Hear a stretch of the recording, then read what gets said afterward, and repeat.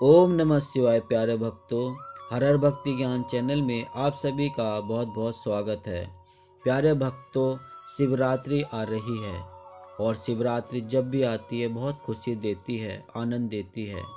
और हर साल ये बड़े खुशी के साथ ये शिवरात्रि मनाई जाती है। इसमें व्रत रखे जाते हैं, शिव जी को जल चढ़ाया जाता है। और इस साल ये 8 मार्च 2024 और दिन है शुक्रवार में ये आ रही है, आज से चौथे दिन। तो प्यारे भक्तों, बड़ी खुशी की बात तो है ही है।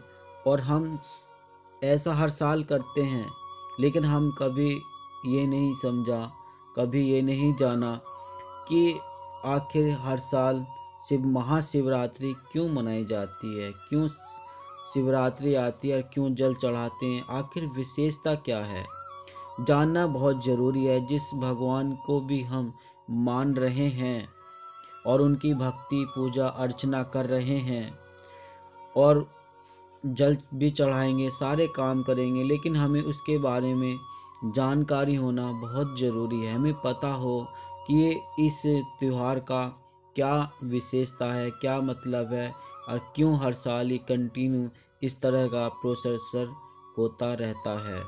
तो हम जानेंगे विस्तार से। इस वीडियो में बने रहिए वीडियो के अंत तक। तो प्यारे भक्तों, ये शिवरात्रि आ रही है और भी कई पर्व आते हैं, लेकिन हमें उसका विशेषता पता होने से हमें और भी अच्छी खुशी होती है। हमें पता होता है कि जैसे कि स्कूल होता है और स्कूल में बच्चे पढ़ने जाते हैं और कोई सब्जेक्ट होता है और सब्जेक्ट में कोई अगर प्रश्न पूछ ले और सवाल का पता ना हो तो फिर कैसा लगता है। तो ऐसी त्यौहार भी, अगर हम त्यौहार कर रहे हैं, मना रहे हैं और हमें उसका त्यौहार का कोई अर्थ ही, कोई मतलब ही या कोई ना पता हो तो फिर क्या उसका रह जाएगा। फिर हमें जब पूरी अपने परमात्मा की जानकारी नहीं होगी तो फिर किस तरह से हमें ये महसूस होता है, आप समझ ही सकते हैं उस स्कूल के उदाहरण से कैसा हमें लगता है और औरों को भी।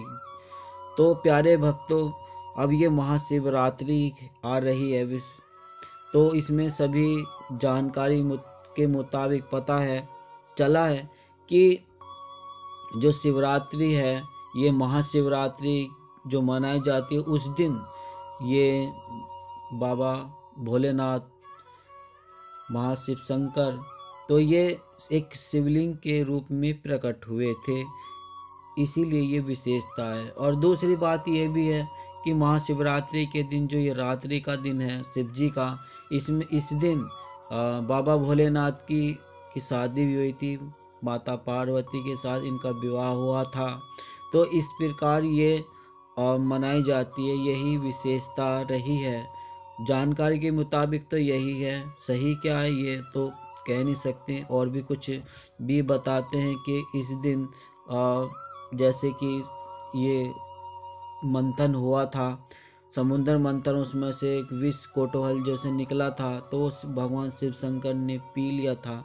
तो उसको शिव शंकर भगवान जी ने अपने कंठ में ही रोक दिया, जिनका नाम इनका नीलकंठ भी पड़ा। तो इसी प्रकार ये बताते हैं कि इसी यही विशेषता और यही इसीलिए ही बड़े खुशी से ये जल चढ़ाया जाता है, पूजा अर्चना भगवान शिव शंकर की जाती है, उनको खुश किया जाता है कि उसने बड़ी कृपा की है कि पूरे संसार को विष पीने से बचा लिया, विष से बचा लिया, खुद पी लिया तो सारा संसार बच गया। तो ऐसे ही किए हैं। तो आइए हम भी बस अब ये शुक्रवार को 8 मार्च को तो ये आई शिवरात्रि आई, तो बड़े ही खुशी से जल चढ़ाए, भगवान शिव शंकर की पूजा अर्चना करें और खुश रहे। तो मैं निवेदन कर रहा हूँ, अगर आपने अभी तक चैनल को सब्सक्राइब नहीं किया है तो हर हर भक्ति ज्ञान चैनल को सब्सक्राइब कर दीजिए और बेल आइकन भी प्रेस कर दीजिए। तो प्यारे भक्तों, प्यार से बोलिएगा, बोलिए ओम नमः शिवाय।